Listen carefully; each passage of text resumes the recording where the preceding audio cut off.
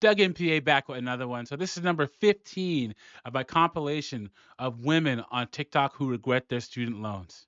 And as long as these women keep taking out all this debt for degrees no one cares about, and then complaining about it afterwards on TikTok, I'm gonna keep making these videos, guys. It's like an endless well. Men are going to college less. Women are gonna keep going to college. More and more of them. And the cost of tuition is going up and up and up. Men are in on the scam. Women are not. And don't get me wrong, guys. Doug MPA has an undergrad and a master's degree. I wouldn't say college is a total scam. It's just you have to get degrees in something that are worth the paper they're printed on. What are the 7 degrees I always say women get that aren't worth the paper they're printed on? Say it with me, guys. Psychology, sociology, social work, criminal justice, some kind of study degrees. So gender studies, African American studies, Asian studies, communications, and education. Guys, if you're going to college, get a degree in STEM. Get you a degree that's going to have a return on investment. We're going to get into this compilation. Before I do that, like the video, subscribe to the channel, drop a comment. I really appreciate it. It shows you supporting me and what I'm doing over here. And before this first video, like I say on all my women and their student loan debt videos, guys, a woman's debt, student loan debt in particular, should be a disqualified for consideration for serious relationship or marriage. Don't let her debt become your debt. If she doesn't care about her money, she doesn't care about your money. And her debt is a reflection of her decision making processes or lack thereof. So let's get into this first one. I keep getting emails from Nelnet that my student loan payment is past due. They're insane if they think that I'm paying my student loans back now. So, guys, if you don't know, Nelnet, all these student loan debt providers, they're going to call you like the collection agency. They're going to keep calling you, and these women are just going to keep ignoring those calls, all the voicemails, all the text messages, all the wage garnishments. They're just going to ignore it like they don't exist. Good luck with that, young lady. Good luck. Now, because when I said I am not paying my student loans, I meant it. I meant it. You know why? Because you already take my tax dollars, and what are you doing with those? You're funding a genocide. You don't get an no, no, no, no, no, no, no. Excuses, excuses, guys.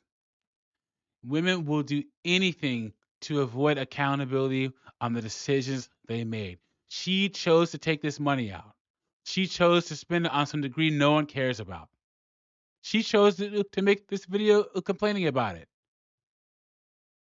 Accountability is like kryptonite to modern women, guys.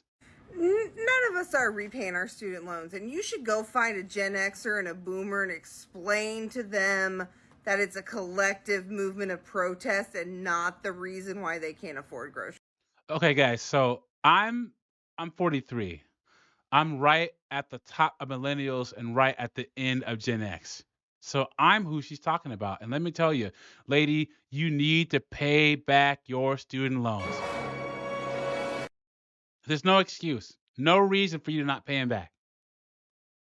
No reason. And all these women thought that Sleepy Joe in the White House was going to forgive student loans as a whole, and he didn't do that. And now you're stuck. Now you're stuck. This is the mindset of these women, guys. This is the mindset. Men in general know that our debts, we have to pay them back. We have to. It's called integrity. It's called follow through. It's called being a good person. How about that?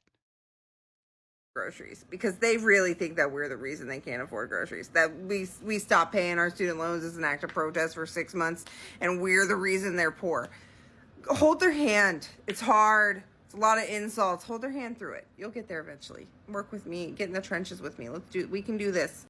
As the smugness, the entitlement, just the tone and the sound of her voice. And these are the women waiting out there for you guys. You got to have the conversation. If you're getting serious with a woman, you're thinking about moving in, You gotta have the conversation about her debt, guys. You have to. Ask her how much student loan debt she has. If she has a house, ask her if she's upside down on her house. If she has a car payment, ask her what her car payment is, because a lot of these women have a car payment of over $1,000 a month, guys. You gotta ask these questions. Your financial, emotional, and mental health is at stake, guys. And the stakes are higher than they've ever been in 2024. So I have Nelnet, and they suck. They should be wiped off the planet. I applied for the SAVE program because my student loans were about $600 a month, and I'm a stay-at-home mom now, so I cannot pay $600 a month to my student loans. Okay, wait a second. Wait, hold up. So she went to school. She's paying $600 a month to get an education that she's not even going to use because she's a stay-at-home mom, guys. What'd she go to school for in the first place? It's just like, guys, I don't know if you know this, but women in STEM, they always talk about, oh, we need more women in STEM, science, technology, engineering, and math, all these recruitment programs. I've done a video on this in the past on my channel. Over 50% of women in STEM fields will go to part-time or leave the industries entirely after they've had a child. Even when women get degrees in something worth a dang, they don't stay. STEM has a female recruitment problem and retention problem. And back to her, what does she even get all this debt for if she's going to be a stay-at-home mom? It took them about 5 months to process my application. My application that simply said I have no income. Here's my problem. In the 5 months that Nelnet was processing my very simple application, my interest was still accruing because they put me in an administrative forbearance. I have $1,700 of interest that wasn't on the account prior to. I was told by Nelnet that the interest that accrued during that administrative forbearance period while they figured their shit out, they told me that that was going to go away, and that as long as I was making my payments, that like $1,700 was going to go poof. And now they are trying to go back on that, and so I don't know. I truly don't know what it's supposed to be because I've done a lot of research about it, and Google is not your friend anymore. I know we like to joke and say that Google is your friend, but Google is not your friend. You know what's your friend? Reddit. Reddit is your friend because real people use Reddit. Does anybody know? Couple things about this woman. One, she said that she has zero income. So you know what that means? She's not married. So she's a single mom out here. You let him hit it raw. You didn't have second thoughts. Now you a single mom. Now you a single mom. Because she's not married. Because if she was married, they have to put the baby's father's income together with hers.